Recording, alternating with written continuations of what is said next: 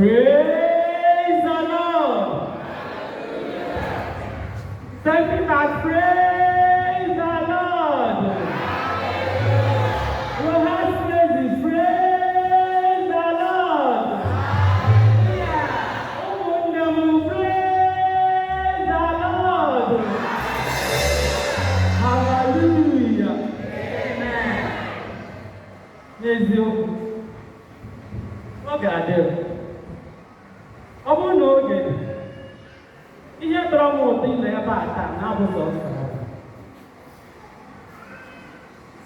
Because in a Shina Cabernato, I'm not going to say that.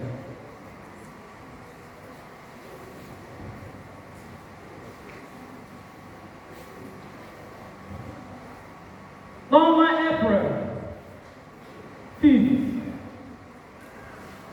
By the Napato, Maka Olilin na Oyokuzi. Before that 5th, after the single move for the evening.